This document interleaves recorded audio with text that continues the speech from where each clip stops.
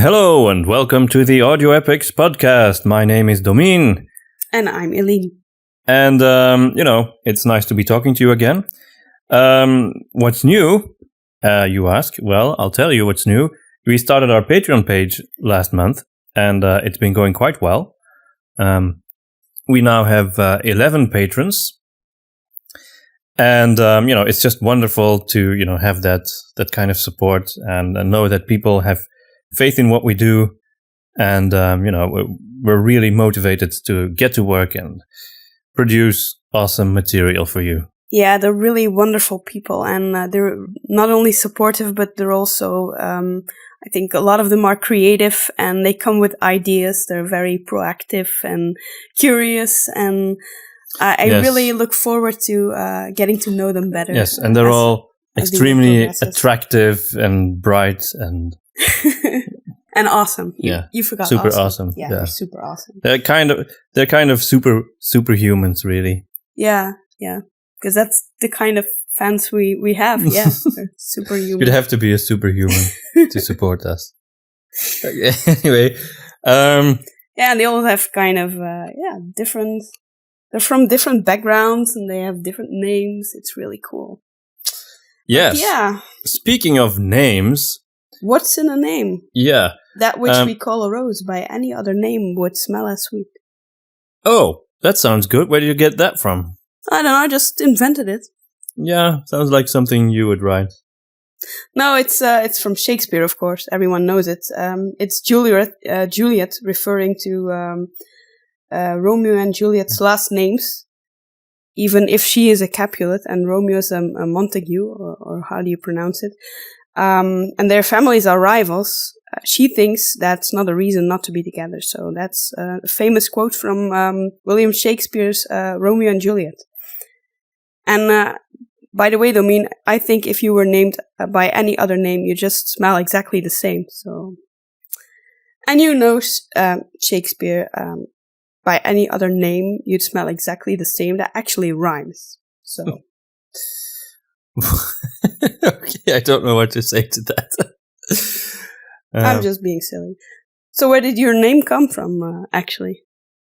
I was named after Saint Dominicus Savio, who was a pupil of the famous Saint Don Bosco, who was a priest, and a very saintly boy who died when he was quite young. But he was an example to all the others. And, that's why they named me after him. Oh, cool. And Domien, it's actually, I know when I first met you, I'd never heard of it.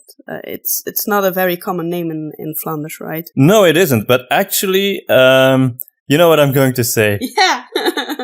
Well, it's something I have to say every time because, my favorite building, which was a source of inspiration, is the Cathedral of Our Lady in Antwerp.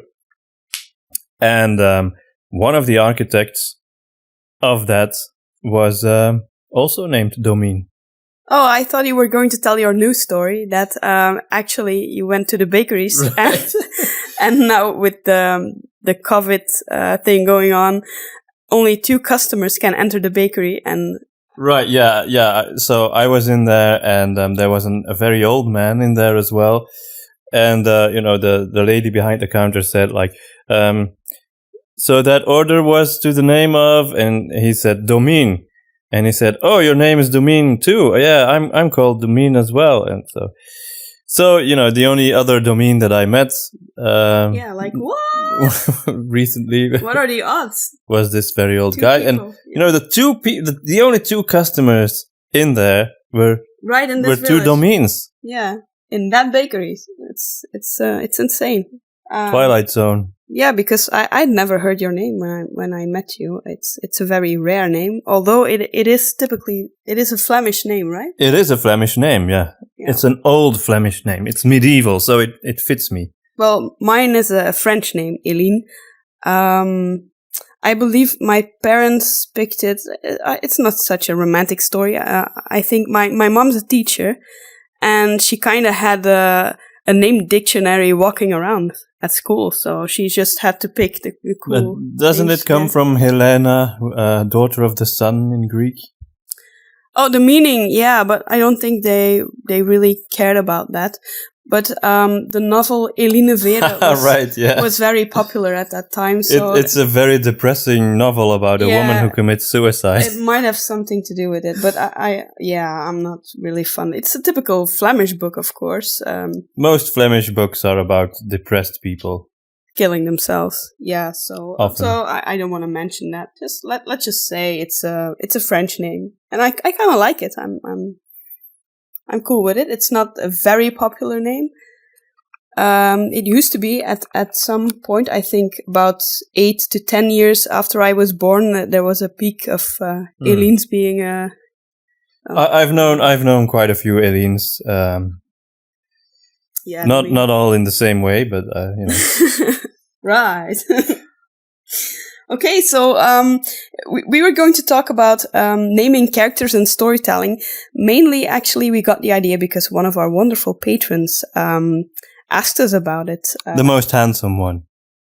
I guess. We didn't really get their picture. No, we don't know what they look like. But he asked us about a couple of characters from our Witch Hunter stories, and we thought it was quite interesting to do a podcast around naming characters, and then while we're talking about it anyway, mention how we came to certain names in our stories. Yeah, exactly. So there were a bunch of good suggestions for what the topic of the next podcast should be. But you know, out of their suggestions, we picked this one, but we might still, you know, do the others. Yeah, and I think it's something a lot of writers for any medium, I don't know which medium, for audio drama or just novels or movie scripts, are struggling with or thinking about, thinking of coming up with a good name that kind of rings to it. So why is it actually so important? It kind of is, isn't it? A good name. Think it is. I think, and certainly our good friend Professor Tolkien would agree that naming characters, places, etc., is extremely important. Sure, yeah. If you think about it, it kind of makes it easier to identify with a character and also differentiate him or her from other characters. If they're all called Jack, then you know, hi Jack. Yeah, hi Jack. Yeah. Although most action movies do have a main character named That's Jack. true. That it's very common. By the way, that reminds me of a play that I once saw a rehearsal of, and it was about all the characters had the same name. That sounds interesting. But anyway, yeah. So naming characters differentiates them, and of course, a name may say something about the character, give a certain personality, and maybe even give something away about, you know, who they are. Yeah, and it can make a character iconic, you know. It helps if a good character has a ringing, a nice, cool name to it, and it can go into history forever, like Anakin Skywalker or Katniss Everdeen or Clark Kent, or especially Katniss Everdeen. That sounds, you know, like an evergreen name. Yeah, I think Susan Collins was particularly good at naming our characters. But she does some good stuff in the Hunger Games with naming. So, where do good character names come from? So we made a little list of, you know, how we perceive, you know, what character names, how character names can come about. Yeah. And actually, the first one is the way that we usually come up with character names, right? Or at least in some cases, and that's kind of the why we're doing this podcast, because the patron in question on our page, he said, "Where did the name?" Wait, this is going to be a spoiler for the people who haven't listened to The Beast of the Western Wilds yet. So, right, yeah. If you don't want to get this story spoiled, then please stop listening. Maybe just skip ahead 1 or 2 minutes. We're going to have a spoiler now. Or listen to The Beast of the Western Wild first, and then come back. First, listen to The Beast of the Western Wilds, and then come back.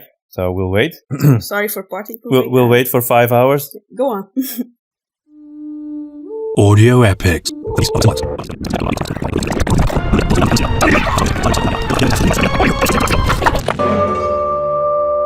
And we're back. So, where were we? Okay, yeah. Where did the name Krasualdin come from? That's what he asked. Yeah, so what happened is actually Domien was looking for a good name for a demoness, and he asked me, I need a name of a character, but it can't have a clear link to an existing language, and it's for an evil demoness. So. It had to sound otherworldly, like, not something that sounds in any way, like it has some kind of root in I don't know, Germanic or whatever, or Latin or whatever. Nothing recognizable. It should come from another world. Yeah, not like Martha. Don't call your evil demoness Martha. That's just not a good. Well, it's just the way I, wanted to do it. I'm not saying that there's a one way to do that, but that's what I wanted. Yeah. In this case. And when you told me what exactly you needed, it just right away it just came to me, and I thought Krasuald. It was actually like in the story, it really just came to me, like it was a whisper in my ear. And it's creepy because it makes it feel like she actually exists. Yeah, it does. I still think it's really difficult to speak the name because it gives me the shivers. Yeah, I get the same thing. It's Yeah. So that's the first way names can just come to you. It just came to me. That's the first category of So for the people who wondered where did that name come from, it just came to her. Yeah. To Eline. It's strange. There's no real exciting story about it. Or maybe I needed a name. She gave me one. That's it. Yeah, that's kind of how it happened. But it had to sound dark and evil, but feminine at the same time. That's another thing. Uh-huh. I mentioned that as well. It had to sound dark and evil and feminine at the same time. Right. And this name was all of that. Mysterious, otherworldly, dark, evil, and feminine. Yeah, so it was kind of whispered in my ear by some strange entity. And I like the fact that that it doesn't end in because it's something that you tend to do when you have, in a fantasy story, you have female characters, you always have names that end with the letter A. Like Samina. Yeah, it's nice. I like that. I love girls' names that end in A. Yeah. I think most people do. It sounds beautiful, but I like the fact that in this case it's different. Yeah, but that brings us to a second category of how do you pick a good character name? It can be inspired by sound, and I think you have a good story about one of our characters. Right, yeah. Comes to that. So here's the story. In The Will of the Woods, one of the main characters is named Nuzwick, and we spelled it Nuzwick. Nuzwick. Where did that name come from? Well, actually, it comes from I was watching a rerun of The Simpsons, and it was the episode where Marge was kidnapped by a gang of bikers, and in the end, Homer has to have a duel with the leader of the biker gang, who was voiced by John Goodman, by the way, but this is not important. And they were having this big fight at the end, and I don't remember exactly what the context was, but I remember something like Homer found out that the biker, the guy, he stole his wallet or something, and he gets angry and he said, "That was a gift from Newsweek," and he meant Newsweek, the magazine. But when I heard that, he said it so quickly and angrily, Newsweek, and somehow I thought that sounds like a great name for this sort of pixie-like, gnomish creature that lives in the woods, kind of like Wicket the Ewok in Return of the Jedi. there's something about that that just I thought, yeah, that fits. It fits, and that's how the name Newsweek came about. Funny thing is, not too long ago, a guy on YouTube commented under Will of the Woods. So what? The main character's name is Newsweek. Yeah, little did he know. Yeah. So yeah, I told the story. Yeah, and there are some other examples like R2D2, right? Right. Yeah. R2D2. George Lucas, when he was working on the screenplay for Star Wars, back in the day when he was young, he was working on another movie, and he was in the sound booth where they were doing the sound editing, and one of the technicians said, "Okay, that's reel 2, dialogue 2," but they had an abbreviation for that, and it was R2D2, and he heard that and he thought, R2D2, that sounds like a good name for a robot. It's really cool. The stories about how names come to be. And we often feel like a lot of names could make great character names or titles of books or something. Yeah, we often joke when someone says something weird, like, "Oh, that would be a great title for it." Yeah. And then when we imagine what it could be the title of. Yeah, and like anything could be a good band name, right? Yeah, that's like there's in the sitcom Parks and Recreation, there's this whole thing about Andy's band that they spend an entire episode talking about, oh, that would be a good band name. Oh, that would be a good band name. And in the end, it was Mouse Rat, I think. Yeah. Yeah, you can pick a random you set just of pick words. Yeah. 2 words that don't fit together, and you have a band name. No. Chairwood. Sure. Or something. Or that do fit together, like, I don't know, Red Sweater. Okay. Oh, the newest album of Red Sweater is out. It's easy. It's really easy. Paper Box. Yeah.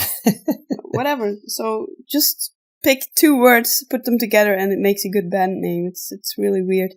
Oh, and last time we saw Peter, the composer of our stories, we were introduced by him to a game named Title of Your Sex Tape. Right, yeah, I'd forgotten about that. You just have a conversation, and then at a certain point, someone says, Title of Your Sex Tape. Yeah, and everything becomes a double entendre, everything. Everything. So that's what we do when we meet up, actually. I'd forgotten about that. But indeed, before you know it, you're saying that all the time. Title of your sex tape. Like, I don't know. You're tired and you say, I'm tired of this. Title of your sex tape. All right. So, a third way, I think, to name characters is for them to be inspired by other characters. Yeah. Like, for example, Adomir.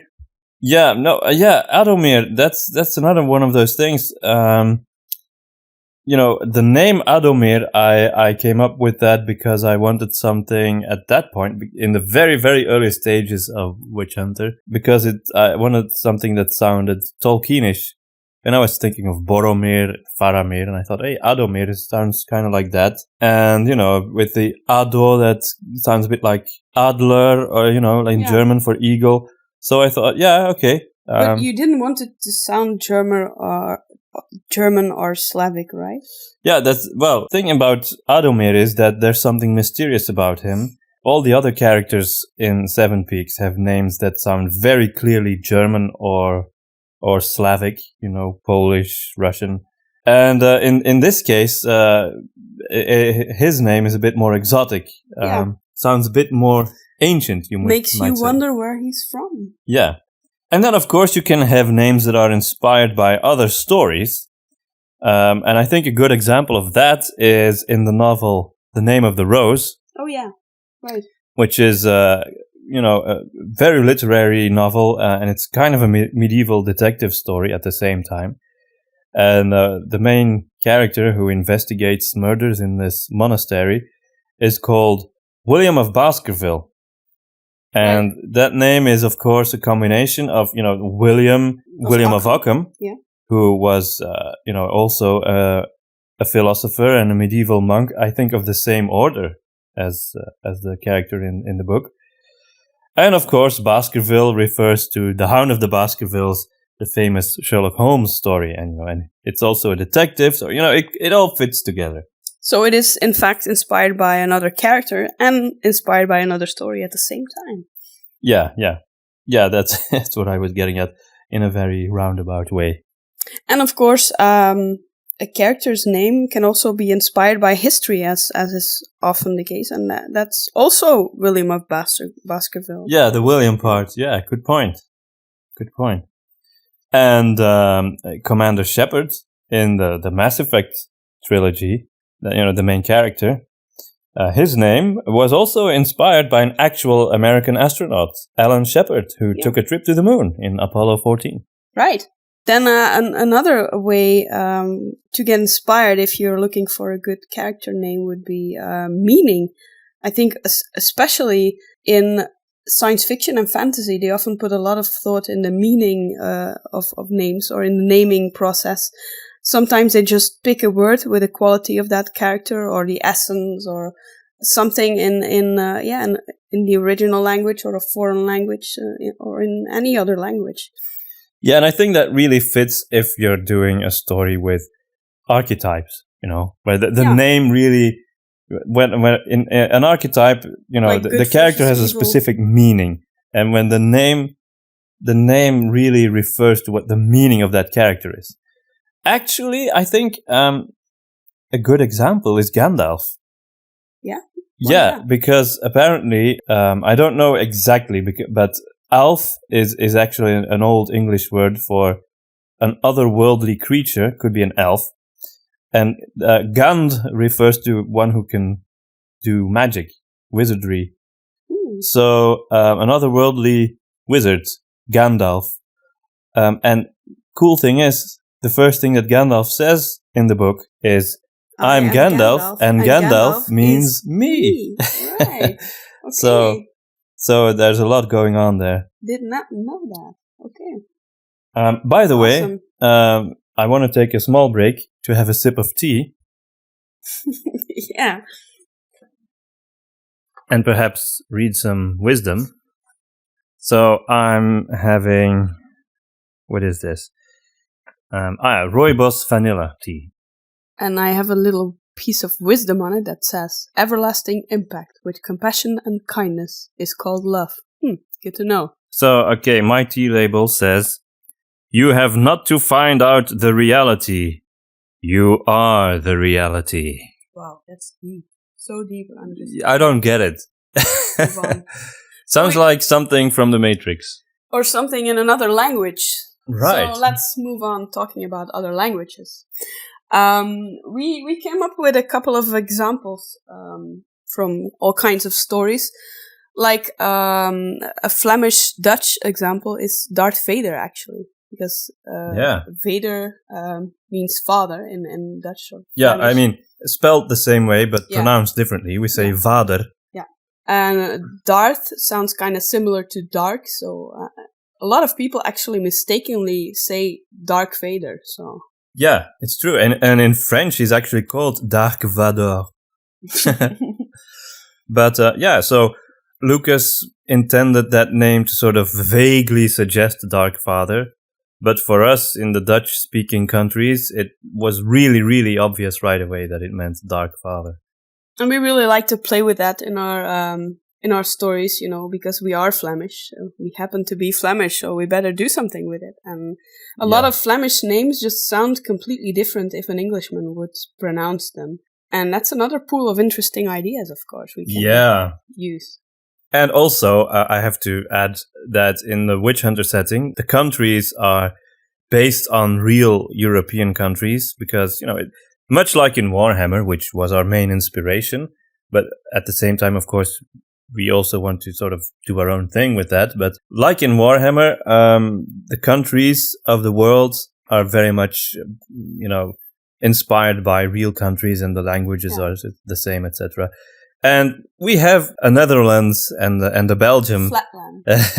Yeah. And Linecrest. Yeah, and there the characters have Dutch names and, speak Dutch. And we're going to use that. At some point. Yeah, So and the we can play with cities, etc., they all have names, in our language, which is really fun for us. Yeah.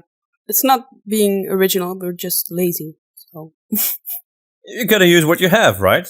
We've got a language that not many people know, so why not use that? Sure.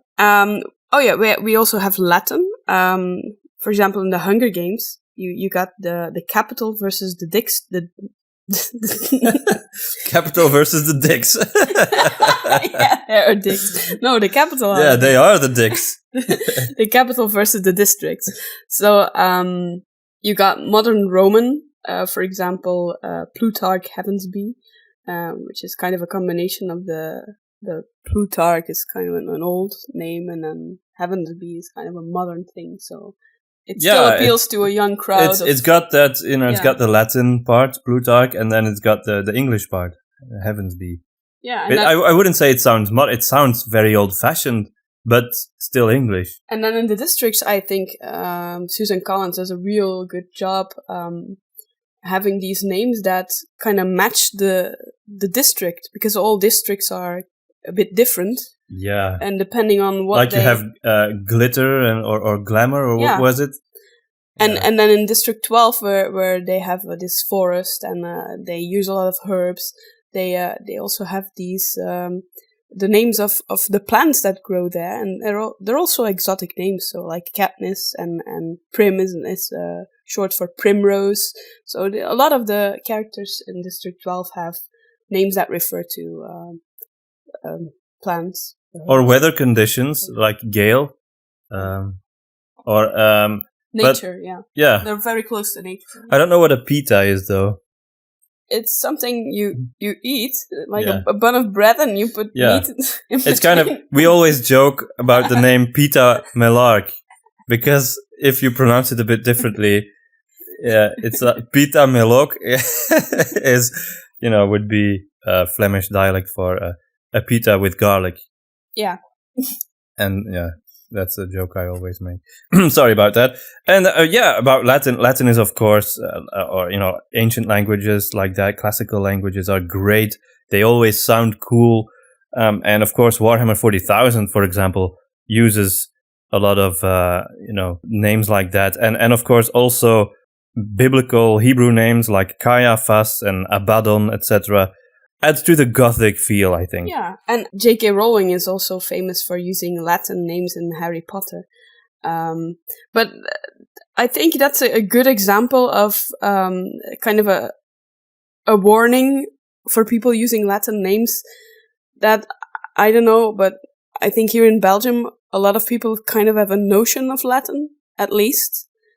Yeah, at least a bit. Yeah, because I never really studied Latin, but actually, she kind of spoiled the book 3 for me, because she named a character Lupin, and there was some werewolf activity going on. And of course, I knew immediately, that's Professor Lupin, who is a werewolf, because Lupin is sounds like lupus, which means wolf. So and in French it's loup. So and I think perhaps that's a good example of you should be careful about that, because you can really spoil things if you do it too much on the nose. True, if you don't want to spoil it. I did like the name Aragog, though, for example, because the first part, Ara, refers to Arachna, spider, that's Greek, but then Gog sounds like something big and nasty and blah. Aragog. Yeah, exactly. And then you have like French names like Voldemort. Voldemort. It kind of reveals his motivation, but it doesn't spoil anything really, or maybe just a little. But it's a children's book. But if there's werewolf activity going on and one of your characters is actually named after wolf, then it's too obvious. And especially if you wanted to make a reveal later in the story, then it's kind of maybe a bad move to do that. And then you could also use Spanish. For example, Hidalgo, which is kind of a contraction or a corruption, which refers to hijo de algo, which means son of somebody. And then you have Turkish, like with Aslan. Right, yeah. Aslan is just Turkish for lion. Yeah, which is one of the 2 words we know in Turkish. Yes, we know 2 words in Turkish. One is Aslan, and the other is ekmek. Which means bread. Yes. Because, I don't know, we were on a holiday in France, and we met a Turkish man, and we got to talking, and I don't know, for some reason, we both remember that he told us bread in Turkish was ekmek. And then you got Greek words in stories. Like in the movie Gattaca, which is all about eugenics, one of the main characters is called Eugene, and it's all about you have to have the right genes to be able to. That's pretty on the nose too, but it's deliberate. It's deliberate. And in The Lion King, actually, most characters have African names, but Timon, apparently, his name is Greek and means worthy. It means respect. It means honor, because he's an honorable friend, I guess. Yeah, and there are indeed a lot of African languages used in The Lion King. Like I think most are Swahili, like Rafiki, which means friend. Simba is a lion or a power, so it's kind of the equivalent of Aslan, but then in Swahili. And then Nala means gift or beloved. And Pumbaa means stupid. Yeah, that's fitting. And actually, you've learned Swahili at university, right? Yeah, a little bit. We had to take a course in an exotic language, a non-European language. I chose Swahili. It really it has a great sound to it, I think. I really love it. And then another African language that is used in The Lion King is Manazoto, because Mufasa apparently means king in Manazoto. I knew it meant king, but I didn't know that it was Manazoto instead of Swahili. Right. So, a lot of examples of languages that have names that have specific meanings in different languages. Is there any other way to name characters that you can think of? Yeah, they could be inspired by language as such. Like there are a lot of puzzles or acronyms or anagrams. A famous example of an anagram is in the Matrix with Neo, which is an anagram of 1. And it's also the Greek word for new. Really, yeah. And he is the one who makes things new, and he is the one, because he's the one who can see. He takes the red pill. And then there's Morpheus, which is the god of sleep. So, lots of examples. Now that we've discussed some of the ways that you can name characters, let's talk about, there must be more ways, of course. And you can, if you got other ways to name your characters, if you're a writer or something, please share it with us in the comment section, because we're really curious about other ways you use to name characters. You know what I do wonder sometimes is when you have, your average movie, like your average action, romantic comedy, police thriller, whatever. You have ordinary characters with ordinary names. Yeah. What are they based on? I wonder sometimes. Well, sometimes I'm one of those rare people who looks at the credits. I think you are too. And sometimes I've noticed that sometimes they name characters clearly after crew members, or maybe people who died during production, or they kind of do that, or before production probably, because if they died during production, they're not gonna record the whole thing again and then change the names probably. No. Or maybe I don't know. If you're a writer for screenplays, you maybe you love your grandma and you name characters after your grandma. It's possible. Yeah, it's true. Or your girlfriend. Probably very cute reasons why characters are named that way. Yeah. But I think even ordinary movies that just are set in the here and now they can have characters that have names that have certain meaning or... Right, yeah. I was just thinking of The Wedding Singer, where the main character is called Robbie Hart. So, he's got a big heart. And he's this touchy-feely type, Yeah. so I guess, It's just an example that came to me. I don't know if it means anything. So, what's a good name? If you think of a good character name, is there something or some character in particular that pops up? Well, of course, if you are, for example, doing a historical story or something set in a certain place, the names should make sense for that setting.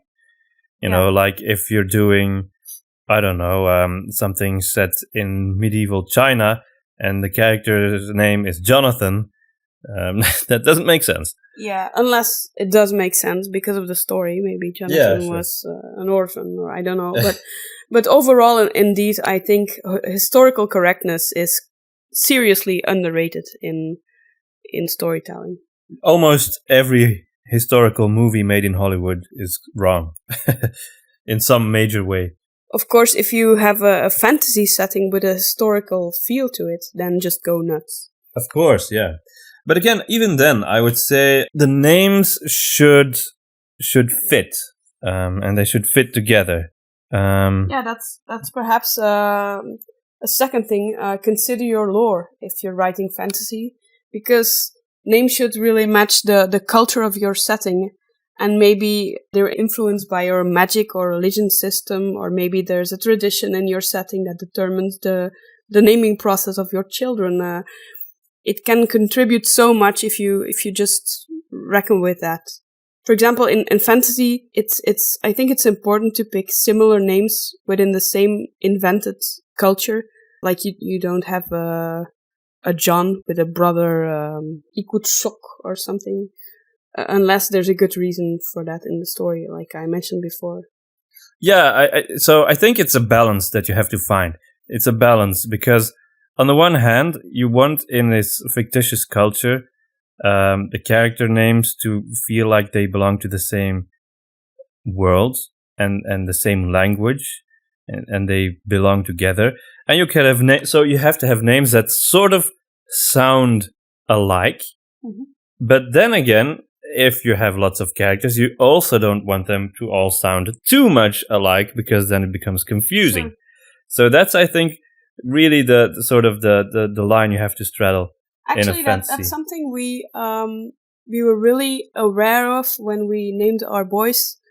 Our first boy was named Ronan. It had 2 syllables, O-A, and then our second son was named Liam, and that's I-A.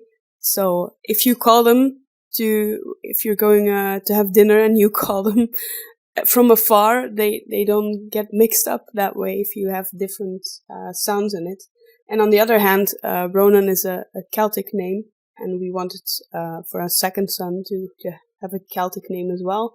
We didn't really look at the meaning much. We know about the meaning, like Ronan means little seal, but it's not like we really wanted that name for its meaning. It's kind of cute, but it was really the sound that made us pick these names, right?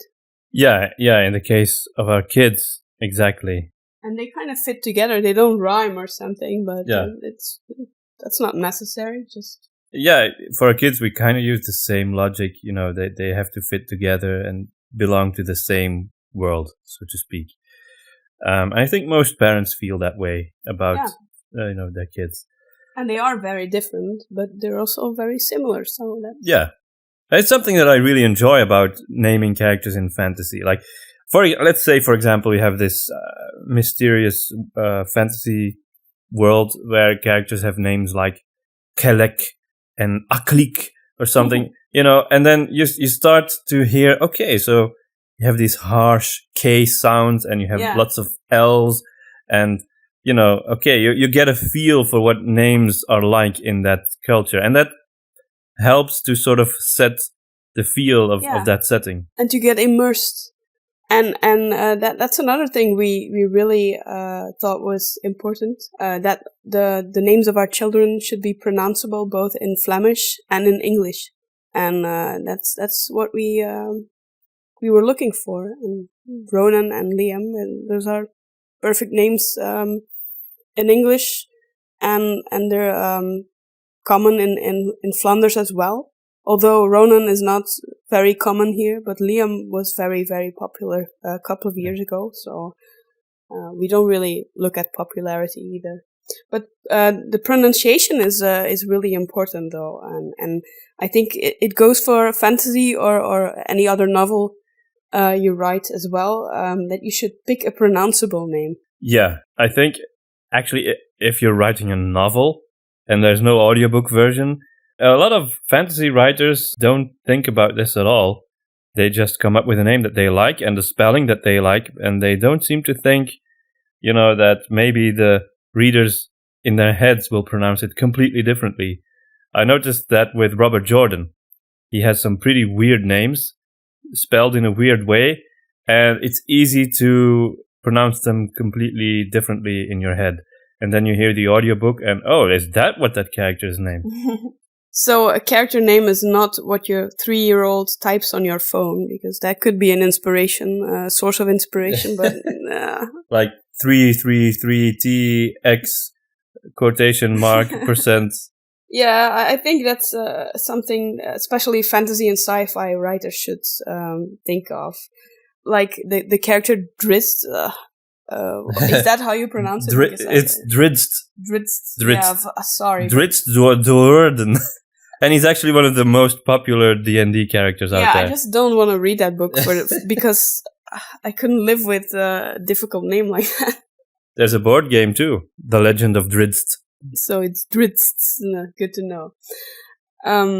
Well, yeah, you can find exotic sounding names that are still very easy to pronounce, and Susan Collins is again a very good example. She does that really well in the Hunger Games. You can pronounce all the names perfectly, but still they feel like they kind of feel otherworldly, like they're from a different age, a different era. Exactly, and also from a specific district. These names of characters tell you a lot of things about the character without actually being too much on the nose. Because I think it's also important to take psychology and character background into account if you pick a name. It's not necessary, but it can be really interesting. For example, who picked the name? You can wonder who picked the name. Was the character found as a baby and put in an orphanage? Was it just named by its parents? What are the parents like? For example, if they wanted a boy very badly and got a girl, they might have called their daughter Johnny, or if they're hippies, they might call her Rainbow or Valley. If they're big Lord of the Rings fans, they might call their children Gandalf and Eowyn. That's what people thought we would do, but yeah, we found that a bit over the top. Yeah. Well, to each their own. But. Oh, and I had a pacifist vegan character in Skyrim called Sunshine Skyblossom. Okay. Just, I like to pick names that immediately, especially when playing games. It's not something you want to publish, so it's just for fun. You should do Let's Plays on YouTube, and I think you'd get 1,000 billion subscribers. And you'd make lots of money just by playing Skyrim. Nobody wants because you're so good at role playing in Skyrim. There's still people out there, who are interested in watching people play Skyrim. I just can't imagine wasting my time watching someone else play Skyrim. It's popular. I mean, you have an entire platform, Twitch, which is completely devoted to, people playing video games. Wow. And watching that live. Yeah, maybe I should then. I don't have time to play Skyrim because I have to write. But if Skyrim becomes your job, then I still need to write stories. I was kidding. Oh, I just came up with another example in the Bird Box, which is a movie that we recently watched. The main character named the children one her own and one adopted, boy and girl. Because it was made clear from the beginning of the story that she didn't quite embrace the idea of becoming a mom at all. So that's also a way that names can contribute to your character's personality or the story arc. Yeah, that's true. We also recently watched Indiana Jones and the Last Crusade, and there was also a nice element in there that with Indiana Jones, his real name is Henry Jones Jr., Right. and his father is called Henry, and his dad is in the whole movie, and he always calls him Junior, right? Right. And Indy gets upset and he says, "Dad, don't call me Junior." But then at the end, when he's hanging at the cliff, that's when his father first calls him Indiana, which is what he wants to be called. Yeah, and that was the name of his dog, apparently. Actually, it was the name of George Lucas's dog as well. Yeah. Yeah, and then character was named after his fictional dog. So the character Indiana Jones wants to be named after his dog instead of his father, which also immediately tells you something about his relationship with his father, which is, let's say, troublesome. Yeah, but I think that's the lovely thing about that movie. I think is that whole relationship between the father and the son and how they find each other. So you can just steal a name from your dog, man. That's another thing. My dog was called Igor. That would be a good name for. Yeah, that sounds kind of Russian. So it could be a Parslavanian name. Maybe we should put your dog in the Witch Hunter setting. Oh, there's a patron that we are putting in our next Witch Hunter story as well, because we have one saint among our patrons, and if you pick that tier, we pick your name and we put it in our setting. Yeah. One way or another, we turn it into a village or a character or whatever. So stay tuned and you'll find out. But what I wanted to say is that it's best not to plagiarize existing people or characters, unless it's a clear tribute, of course, if you want to write modernist fiction or whatever. But for example, there's only one Captain Ahab. There's only one Katniss, one Bilbo. If you name your character Bilbo Stevens, then everyone thinks of Bilbo Baggins. Yeah, of course. Yeah, you could use the fact that, for example, his parents were big Hobbit fans. Yeah, you could do that. Indeed, if it has. And I think Bilbo Stevens is a hilarious name. It can tell you something about the parents or the story, then it's fine. And I think a last thing you should be careful about is if you're naming different or several characters, their names should be different enough that they don't get mixed up, especially in big fantasy books where you got a lot of characters. And it's really hard if you have to, especially if they're all exotic names, you have to really remember. That's something that certainly in the Silmarillion, Professor Tolkien really doesn't care about. He just picks the name that fits the character. And he doesn't care whether, you're going to remember it as a reader or not. But that's part of why that book doesn't feel like it was written for an audience as some kind of, here's my book, some commercial endeavor. It feels like actual history because it's so non-commercial. You got names that sound kind of similar or that rhyme, like Bilbo and Frodo. They have the kind of same ring to it, but it's still different enough. Like Faramir, Boromir, it's still different. Yeah, I was talking about the Silmarillion, not about Lord of the Rings.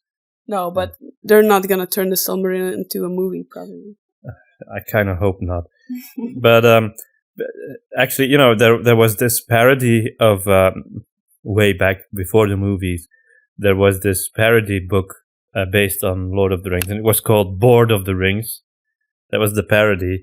And then they followed that up with the Silmarillion, and their parody of that was the Cellamillion. And that's clever, but, I was thinking that's really completely wrong because it makes it sound as if the Silmarillion was this commercial book that was written for the money. Like, yeah, right. Have you read it? This is not what a commercial book reads like. What was a very commercial move was the movie we recently watched, the Fellowship of the Ring. Yeah, right. We watched the 1980s Soviet version of the Lord of the Rings. Which was We watched it all the way through in multiple settings because it was too boring to watch in one go. Yeah, I would call it interesting. It was interesting to say the least. So apparently in the 80s... It was like a school play. In the 80s, the Russians made their own Lord of the Rings. Soviet Russia. They just blatantly plagiarized it, right? Well, I mean, they followed the book and they followed it quite correctly and had the characters with the same names, etc. Yeah, but I doubt they had the rights to do that. No, I don't think they care about rights in any way, shape, or form. But actually, I thought it was completely and utterly awful.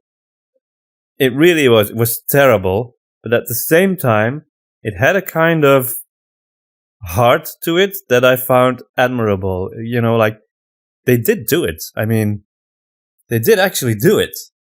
They did the whole Fellowship of the Ring. Yeah, they did, and it was the most faithful adaptation to the book, I guess, that I've watched. In a way, because it was the only one that had Tom Bombadil in it and the Barrow Wights. Yeah, exactly. But in other ways, I mean, everything looked wrong, everything felt wrong. It was ugly. The music was awful. The acting was horrific.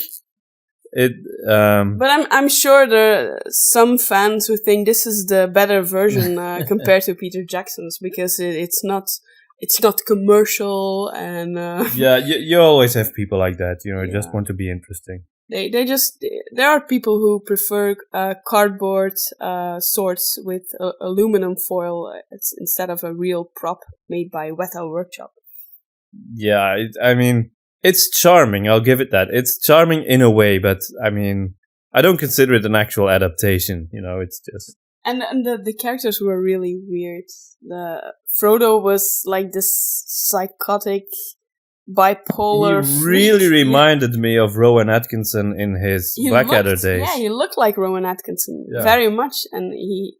Yeah, and Lothlorien, what was that? It was mind-bogglingly dreadful. Lothlorien, it was like this cult with drapes and flowers and like a hippie cult or something. Yeah. And then the Balrog, he was just they didn't dare to do that. So they just skipped the Balrog. Yeah, it was like Aragorn crossing a bridge and then crossing it back and then saying something to the group and then everyone crying. So I guess he told everyone that he had watched Gandalf die or something. That's what I thought was happening too, but yeah, it was in Russian, so no subtitles. Our Russian is a bit rusty. But I loved, you know, the way like they pronounced the names, Gandalf and Frodo, and Morde. Yeah, I thought it was wonderful. Yeah, it was awesome. It was really so bad it's good. Yeah, it was Tommy Wiseau had directed the Fellowship of the Ring. Oh yeah, and then we were talking about similar names and how they can be confusing. We have this children's series in Flanders that's called Boomba, and that's about a clown who actually looks creepy, but for some reason all the toddlers really love him. Time to float! Don't say that. And then Boomba has a friend who's called Boombaloo. And then there's a baby who's called Babyloo. And then you have Buddy, which is the lion. And there's a lot of names that really sound alike. And it's made for the really smallest children. And I think it's a bad move because they really get confused. Yeah, you know what I find really strange is they actually remember it. They get it right. Our 2-year-old remembers all of those names. Yeah, now he does, but he did confuse Boomba and Boombaloo at first. He thought all the characters were Boomba. And the same goes for Peppa Pig, which is confusing for our smallest son since in Dutch Daddy is Papa, so it's Papa Pig. And for him, Peppa and Papa is it's still similar. So he makes Peppa, he turns Peppa into Papa as well. But of course, you don't have that in English. And luckily, Netflix turns Peppa Pig in English after a couple of episodes again. And we stopped bothering, so he just watches it in English now. And now he calls us Mommy and Daddy. He does. It's true. He says, Mommy, Daddy. Yeah, it's true. He does. So yeah, maybe you still have something interesting to say about your novel or your role-playing game that you DM'd, and maybe you got other ways to find cool character names that you want to share. Then please mention them in the comment section, because we're really curious about your naming process and what you think are great names in storytelling. What are your favorite names in storytelling and such? So before we go, we want to thank our patrons again. We thank all of our listeners, of course, but as we promised, we want to do a special mention of our patrons. Everyone who contributes in the Witch Hunter tier or above is mentioned in our podcasts. So that was Amy Austin, Joseph Stowell, Kat Mosseri, or I hope I'm not butchering your name, Mix and Match. I don't know your real name. But, that's also his YouTube channel, by the way, Mix and Match. You should check it out. He does mashup videos of songs where he takes two different artists doing the same song and mashes it up and makes it one video. Michael Gosling, Mikael Fick, Numelin A, and Joshua Ward. Oh, and Matt Patain, who is actually our biggest contributor, apparently. So his name will probably turn up in the next story, which our patrons already know which story that's going to be, but we are still keeping it a secret, if you don't mind. Yes, of course. There are certain advantages when you're a patron. Not saying you have to be, just saying there are certain advantages. But you can become a patron and become part of our community and be an insider and know all of our secrets from $1 a month. So actually for $1 lousy a month, you can be an insider and know everything there is to know about us and communicate with us, because we're very accessible. We're very accessible. Despite our enormous fame, we're still very ordinary and just kidding. Okay, thanks for listening once more, and we hope to see you again next time. And you have a great day. Bye. Bye.